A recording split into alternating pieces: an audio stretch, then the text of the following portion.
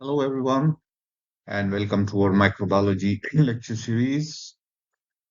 Today's topic of discussion is UTI, or the urinary tract infections. And before we start off on this topic, let me give you a little introduction of this topic. So, why are we talking about urinary tract infections in a different lecture and not with other infections like chest infections or wound infections or a tooth infection? The reason why we are putting these infections in a different category is that these infections tend to have some serious long term complications. Not all of them, many of them are simple infections which can be treated and which sometimes, even without treatment, can also go. But they can sometimes be in certain populations, like, for example, in pregnant patients or in patients with diabetes or immunosuppressed patients due to any reason. In these patients, these infections can cause some long term and some serious complications. And that is the reason why these infections are generally discussed separately. Okay. So today's talk or today's lecture that we are going to have, this will be discussed under the following headings. Firstly, the anatomy and physiology of the urinary tract. Then we are going to talk about the causes or the risk factors of urinary tract infections. Then we are going to talk about what are the symptoms of urinary tract infections. Then what are the types of urinary tract infections, the complicated and the complicated urinary tract infections. Then we are going to talk about the treatment. And finally, we are going to talk about how to prevent these infections from occurring. Okay. So let us dive right into these urinary tract infections and start with our first topic, which is anatomy and physiology of the urinary tract system. Now, if you look at the urinary tract system, it is a pretty simple system. We have the kidneys on either side of the spinal cord, and then from them we have the ureters, then we have the urinary bladder, and then the urethra. So the kidneys are basically the manufacturing industry, you can say, of the urine. They take the blood and they filter the blood and take out the toxic substances which are present in the blood and form the urine. And this urine, since the kidneys are not storage organs, they are just manufacturing organs, the urine moves from these kidneys through these ureters down to the bladder. And bladder is actually it's a elastic organ and it is a storage organ for urine. And when this elastic organ, the urinary bladder, distends and reaches a certain distension, the person feels the urge to go to the bathroom, and then the urine comes out through the urethra. Okay, so that is basically the simple gist of the anatomy of the urinary tract system. And we have an additional organ called the prostate, which of course is present only in males, not in females. And whenever this prostate gets inflamed or increased in size or becomes affected by cancer, which are all conditions mostly occurring in elderly males over the age of 55, 60. In them, the prostate tends to get enlarged or gets inflamed, or sometimes they may even have a prostate cancer. So, in these cases, the prostate has an effect on the urinary tract again because it is a neighboring organ of the urethra. It causes pressure on the urethra, which leads to stasis of the urine. So, the urine gets accumulated in the urinary bladder, and there is incomplete evacuation of the urine. And then, whenever there is incomplete evacuation and whenever there is stationary urine in the bladder, just like any water body which is not flowing, which is stationary, any other water body also tends to get infected. Similarly, the urine also tends to get infected when it is stationary in the bladder. So, any reason for urinary stasis or any reason for slow movement of the urine through the ureters or the urethra, all of these factors can lead to urinary tract infections. Okay, so that is in short the anatomy and the physiology of the urinary tract system. Coming next to the risk factors. What are the risk factors for UTI? Number one is the female sex.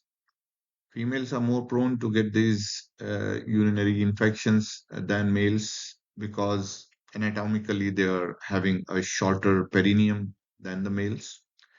Because of this shorter perineum, what happens is there is less distance between the anus and the urethra. So the organisms or the infective organisms which are present in the stool or in the fecal matter, they tend to travel easily over this shorter distance to the urethra and cause the urinary tract infections. So basically, if you're talking about UTIs, UTIs are mostly ascending infections. They are not descending infections. So they are ascending from the urethra right up to the kidneys.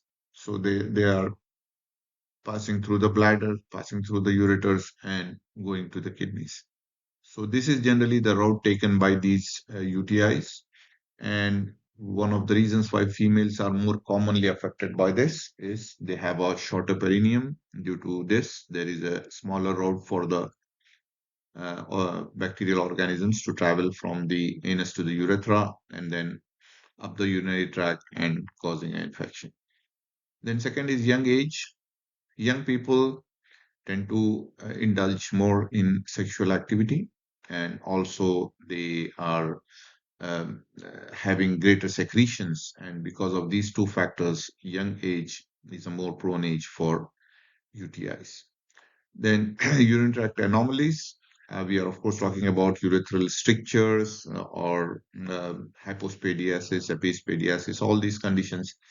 They can also cause UTIs for the same reason that they also cause stasis of the urine because of some kind of a blockage or some kind of a pressure on the urinary tract. They cause the stasis of the urine, and again, the stationary urine tends to get infected by bacteria. Then instrumentation. Instrumentation is the introduction of urinary catheters in the bladder, sometimes in patients who are uh, bedridden or patients who are having these urinary tract anomalies. They need to have instrumentation sometimes intermittently or sometimes even continuously. And because of this, there is, whenever there is a foreign substance inside the body, there is always the chance of infection reaching the vital organs. And in this case, if suppose there is a catheter introduced, there is always a chance of infection reaching the urine. So that is because of the instrumentation. Then diabetes mellitus. Diabetes mellitus is a condition which causes neuropathy, because of which again there is improper movement of the ureters. So there is a reduced peristalsis. That movement of the ureters is, by the way, called peristalsis. And whenever there is reduced peristalsis, there is again leading to accumulation of the urine and leading to UTI. So diabetics are more likely to have UTIs also. Then prior UTI, some patients tend to have recurrent UTIs due to various reasons, which can be any of the above reasons. And in this case, this is called recurrent urinary tract infections, and these patients need to have a different kind of therapy, which we'll be studying as we progress. And lastly, pregnancy. Of course, in pregnancy, what happens is the uterus is growing in size, and because of this growing uterus, there is greater pressure on the urinary tract, and because of this greater pressure, again, there is accumulation of urine, incomplete evacuation of the urine, leading to development of infection. And also there is a hormonal secretion which cause an effect on the ureters and the urinary tract, because of which there is a reduced peristalsis once again. And this is also one of the reasons for the urinary tract infections again. Okay, so going once again over the risk factors. Female sex. young age, urinary tract anomalies, instrumentation, diabetes mellitus, prior UTI, and pregnancy. Is that clear? So that is the risk factors. Now coming to the diagnosis of urinary tract infections. Let us start with a question, a typical question that can be asked in any of the competitive exams. And when we are reading a question, let me just dwell on this for a minute and tell you how we are going to answer a question. So, generally, our focus should be on saving time here because most of the competitive exams, what they have is they have about a little more than a minute to answer each question. And when you look at those questions, the questions are sometimes very big. And when you're talking about big questions, there is a lot of information in that which is not really necessary to answer the question. So the best approach is to first read the question itself, which is in the last line, where is in this case, which is what is the most probable provisional diagnosis.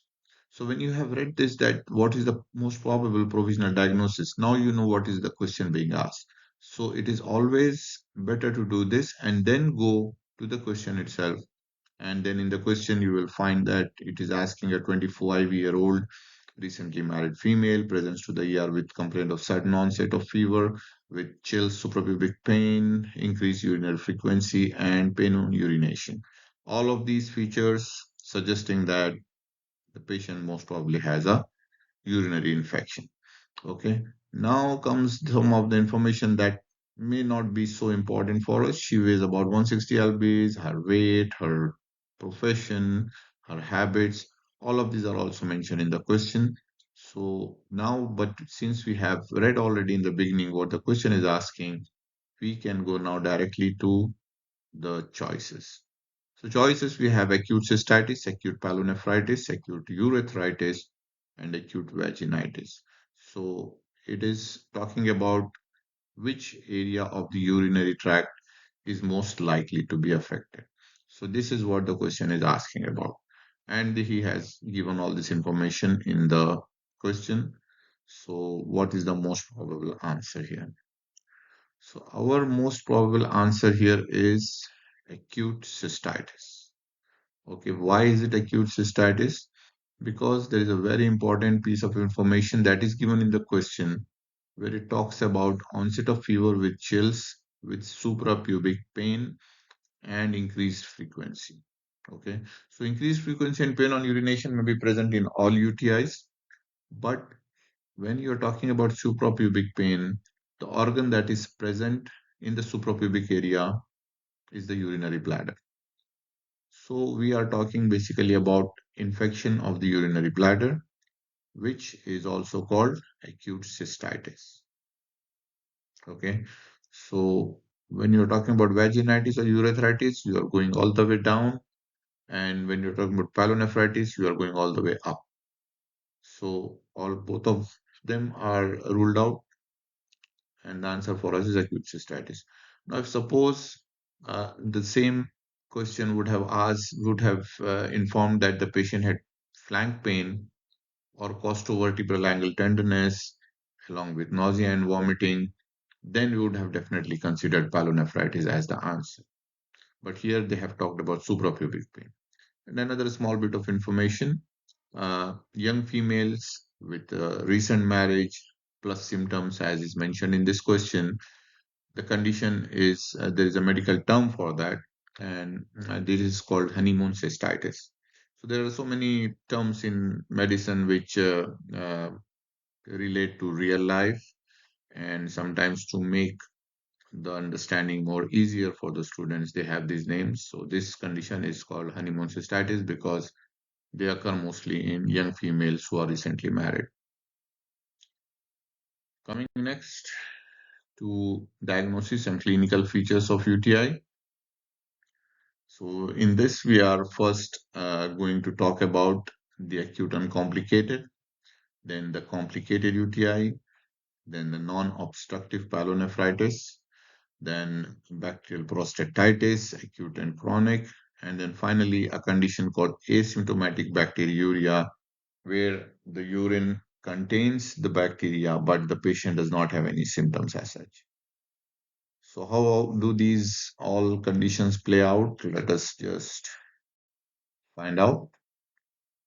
So, here we are again seeing the same diagram and we are seeing the different terms that we just spoke about. We have pyelonephritis, we have cystitis, we have prostatitis. All of these are causes of UTIs. And in the pyelonephritis, we have flank pain with nausea and vomiting. In cystitis, we have suprapubic pain. Okay. So coming next to the acute uncomplicated UTI. This is the first type of UTI that we are going to study. So in this, what is happening here is the patient is getting an infection, but it is not probably, the symptoms are not so severe. They are mostly mild symptoms, and even the fever might not be so high. So in this case, we can consider two possibilities. One is the acute non-obstructive pyelonephritis, and second one is the cystitis. So most common organisms in this are, for the non-obstructive pyelonephritis, most common organisms are E. coli, which is 90%, Klebsiella 5%, and Proteus mirabilis, which is 5%. In cystitis, most common organism is E. coli and Staph saprophyticus. So as you are seeing, the most common organism in any UTI is E. coli. And why is E. coli the most common organism for the UTI? This is because E. coli is the most common organism present in fecal matter. And as we already discussed just now, the most common route of infection is from the anus to the urethra, and fecal matter contains E. coli as a commensal. So E. coli do not cause any harm to the intestines or to the alimentary tract. But when these same E. coli reach the urethra through the perineum, then they act as pathogens and they cause the infection. So E. coli, remember, is the most common infective organism of UTIs, and also Staph saprophyticus. Now, why is Staph saprophyticus a culprit here? The reason is that Staph saprophyticus is actually a skin commensal, which means that it is present on the skin of individuals without any, again causing any harm. But when this same organism is introduced into the body through any means, it acts as a pathogen. So this organism is present in most commonly, if suppose somebody is not maintaining proper cleanliness, it is present in the perineal area again, and when it gets introduced into the urinary tract, it can cause an infection. So Staph saprophyticus is another very important organism. So if suppose a question is asked where they ask you which is the most common skin commensal that causes UTIs, the answer should be Staph saprophyticus. Now, coming to the uncomplicated UTI, what are the infecting agents and the urine culture in the microbiology diagnosis? So, as we already said, E. coli is the most common, Staph saprophyticus is next in line, and then the other two organisms are Klebsiella and Proteus mirabilis. So, we have 3 gram negative, E. coli, Kleb, and Proteus, and 1 gram positive, which is Staph saprophyticus. Then next is the urine culture. So we need to remember that uncomplicated UTIs do not need a urine culture. Urine culture is not required in this. Uh, as we said, because the patient's symptoms are simple, they are not very severe. So we always first try to treat the patient with empiric antibiotics. And if suppose that empiric antibiotics are not working or the patient fails to respond to the empiric therapy, then we should go for the urine culture, where now we can refer to this same infection as a complicated UTI. Okay, so coming next to the treatment. So, what is the empiric antibiotics we give for acute and uncomplicated UTI? Number one is the nitrofurantoin. Usually give this per oral for 5 days. Then sulfamethoxazole, trimethoprim, known as SMXTMP, which is given for 3 days. Trimethoprim alone can also be given for 3 days, all depending on the choice of the physician who is treating. And sometimes you can even give fosfomycin tromethamine, which is given as a single dose on just for 1 day. And then the second line treatment is with mostly one cephalosporin, which is cephalexin, and three fluoroquinolones. And by the way, we all always had the fluoroquinolones as the frontline therapy for UTIs. But now with nitrofurantoin and other drugs, they have taken a more uh, backward, or what we can say is they have taken a back seat now, but still they remain some of the most common drugs that are used for treatment of UTIs. So we have ciprofloxacin, norfloxacin, and levofloxacin, all of them given for 3 days as the second line therapy. Next is the complicated UTIs. As we already said, if suppose the empiric therapy doesn't work and the patient continues to have the same symptoms, then this is called a complicated UTI. And also, any UTI occurring in pregnant women is straight away considered as a complicated UTI. And also, UTI occurring in immunocompromised people with HIV or with diabetes mellitus, they are also directly put in the category of complicated UTI. So, if you are suspecting a complicated UTI, what you need to do? The first thing we need to do is send a urine culture. So we send the urine for culture, and we get a report back that, okay, this kind of organism is growing, which of course can be either E. coli, or again, as we said, E. coli is number one, Proteus, Enterococcus fecalis, or sometimes even Pseudomonas aeruginosa. Okay, so Pseudomonas, remember, is more common in patients who are hospitalized, who are bedridden, and who may even have instrumentation with a urinary catheter. In them, Pseudomonas is the most common. And then E. coli, Proteus, and Enterococcus. And what is the method of diagnosing?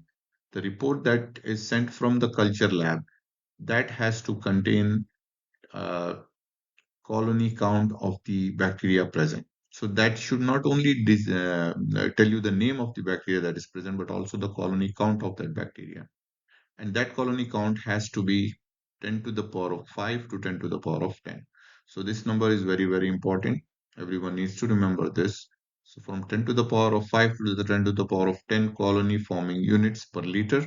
So that is the what we say bacterial load, we can say, present in the urine. And if that is the case, then we consider this as a UTI. So it has to contain the name of the organism along with the uh, load, what is the amount of organisms present in the urine, and combine both of them, we can safely say that the patient has a UTI. Then what is the treatment of complicated UTIs? We give mild to moderate. If it is mild to moderate, we usually again have the same treatment as before, nitrofurantoin, but the only thing is, and SMXTMP, trimethoprim, ciprofloxacin or levofloxacin, which are the fluoroquinolones. All of these, instead of 5 days or 3 days, we give them for 7 to 10 days. So the number of days that they are supposed to give these drugs is now increased, and for the complicated UTI. And sometimes, if the infection is too severe, we can also give them aminoglycoside IV. So instead of the oral antibiotics, we can give IV antibiotics. This is a combination of aminoglycoside plus ampicillin. This can be given if the person is having more severe symptoms. And then what is the second line? Second line is for again mild to moderate. We have amoxiclavulanate or cephalexin or cefixime. And again, all of these are given for 7 to 10 days. Then if suppose the infection is very severe, then we go for our old resort, which is the ciprofloxacin or levofloxacin. or we can even give third generation cephalosporins. And if suppose the infection is very severe or there is a tendency for the patient to get to be worsening over time, then we can even give the patient carbapenem, especially if the culture returns ESBL producing organisms. And these are the drugs, piperacillin, tazobactam, or carbapenem. These are the drugs which are the very higher antibiotics, which are for the more complicated and very serious infections. But if suppose they are not too serious, we can give these drugs, the cephalosporins or levofloxacin or any of the fluoroquinolones, or even amoxicillin and clavulanin. Okay, so we need to be very clear on these first line and second line drugs. And we'll go on to the next slide, which is the find out. So here we are again seeing the same diagram and we are seeing the different terms that we just spoke about.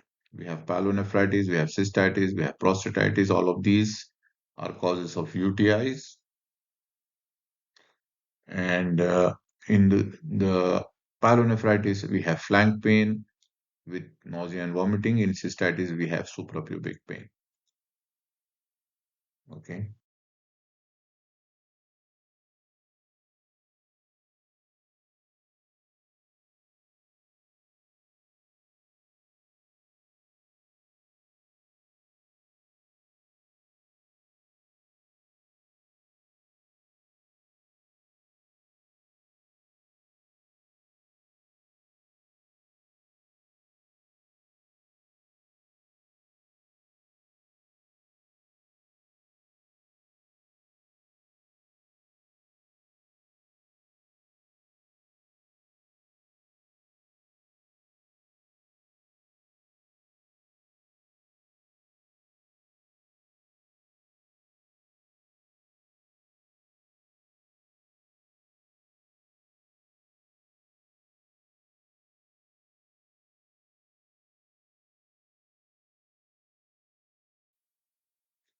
So in recurrent UTIs, the treatment is slightly different. So we have three choices to how to treat these patients with recurrent UTIs. Number one is we give the patient the option of self-therapy, where as soon as he feels that the symptoms are starting, they can start taking these either nitrofurantoin or SMX-TMP. Second is the post-coital prophylaxis. So when a lady is getting recurrent infections whenever she's indulging in sexual activity, then what we do is we tell them that anytime you have sexual activity, after that you can take a dose of nitrofurantoin or SMX-TMP. So that is like only when certain activities are performed, after that they can take. And then thirdly, we give them a 6 to 12 months course of again a nitrofurantoin or SMX-TMP.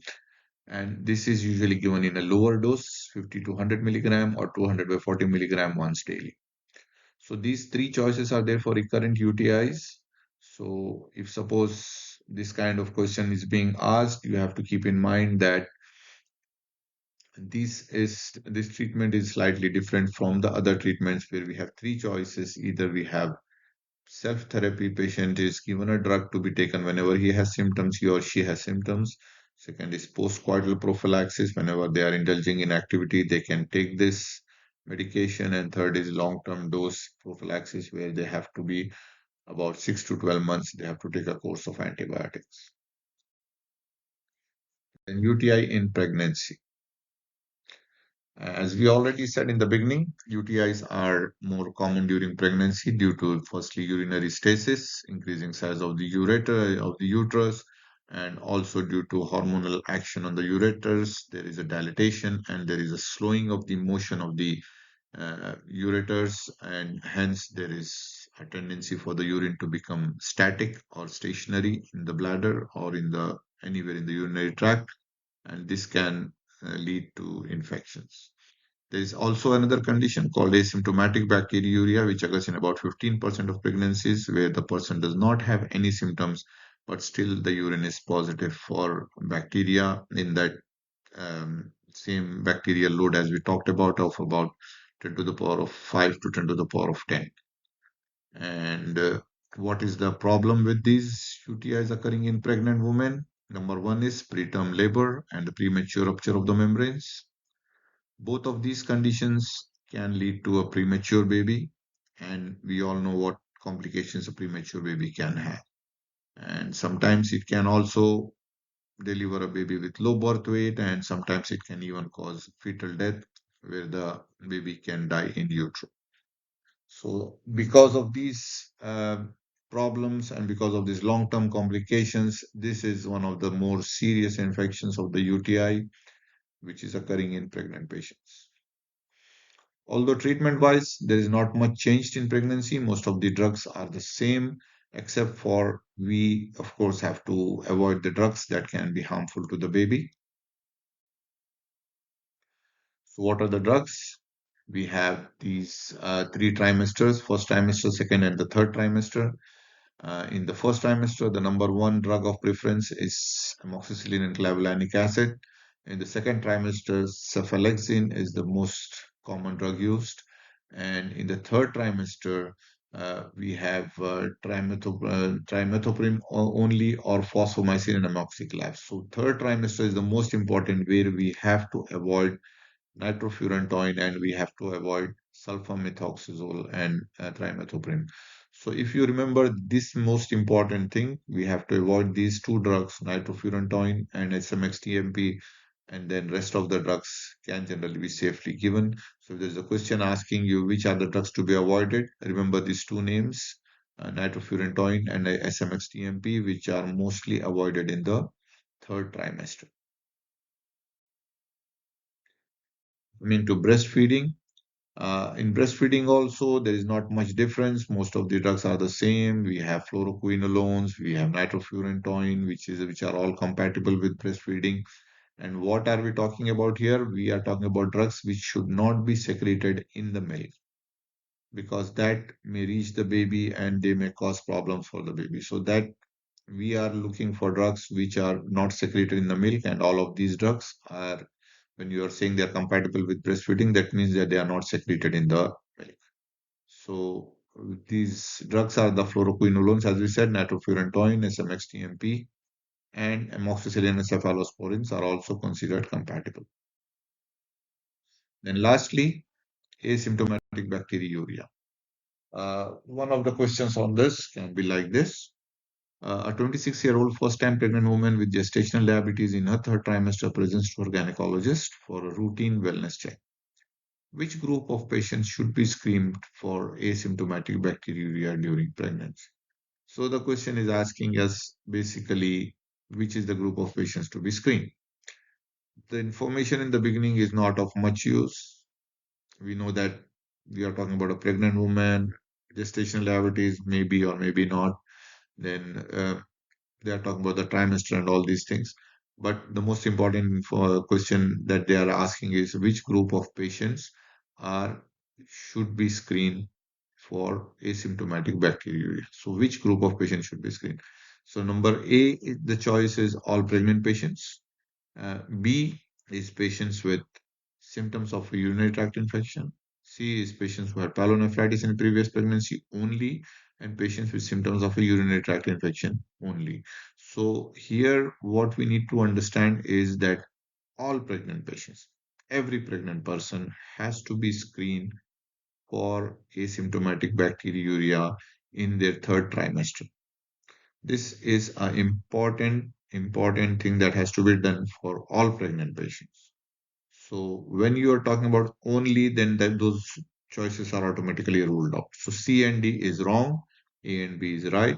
So all pregnant patients should be screened, and patients with symptoms of a urinary tract infection, they have to be definitely screened for bacteriuria. Okay, so answer is A and B. So why are we so much concerned about this asymptomatic bacteriuria? What is the problem, and what can the problems arise in the newborn if suppose the mother has asymptomatic bacteriuria during pregnancy? So the most dangerous organism that can be present in a pregnant patient as asymptomatic bacteriuria is the GBS, or group B streptococci. So these group B streptococci, when they are present in the urine of the mother just before pregnancy, what happens is they can be passed out to the baby when the baby is passing through the birth canal.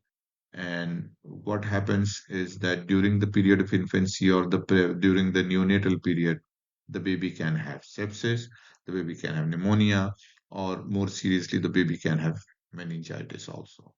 And all of these conditions can be life-threatening for the baby.